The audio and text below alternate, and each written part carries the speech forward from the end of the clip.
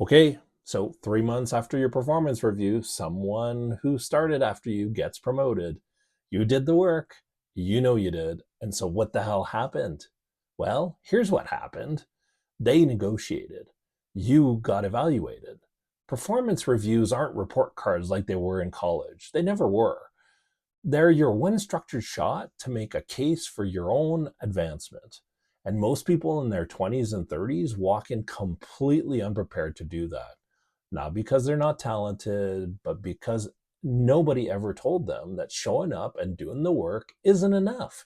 You have to show the work, you have to document it, connect it to what the business actually cares about, and ask for what you want.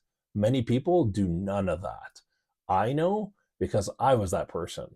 I was doing good work and it did it all year long. I showed up at my review with the accomplishments documented, the things from my job description, and I hoped that my boss would fight for me and fight for the right things.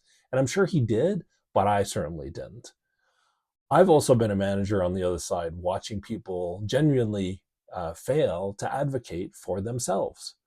Same pattern every time, great people and zero case made.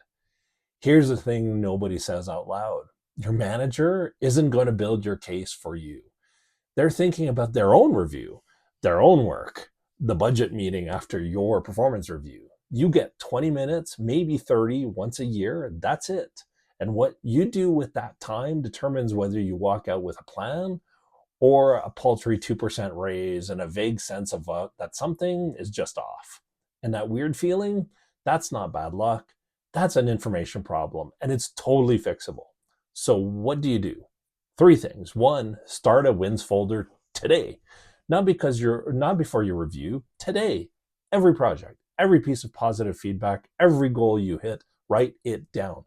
Date it, know the impact. It takes 30 seconds and it saves you 3 hours of scrambling later. More importantly, it gives you evidence instead of a memory. Two, write your self assessment like it's a business case, not I worked well with my team members. That tells me nothing. Tell me the situation, what you did, what changed because you did it.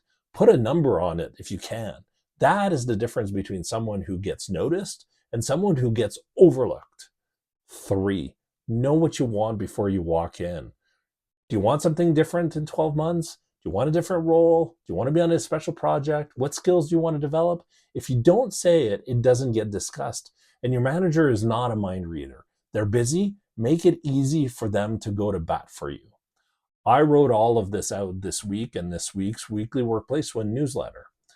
The whole system, free for 2 weeks at ColinCochran.Coach.substack.com. I also built a free performance review prep template, wins tracker, self-assessment framework, questions to ask your manager, STAR method examples done for you, and the link is below. Look, I'm not selling anything here. I've just spent 30 years in corporate and leadership making these mistakes and watching other people make them. Started coaching because I kept seeing the same people stuck at the same level, frustrated, wondering why their effort wasn't translating. And it's usually not a talent problem, it's an advocacy problem. So subscribe to the newsletter below. Grab the template, share it with someone heading into review season. I'm Coach Colin. I'll see you next Tuesday. And oh yeah, that wins folder you start today, that just might be your next year's promotion.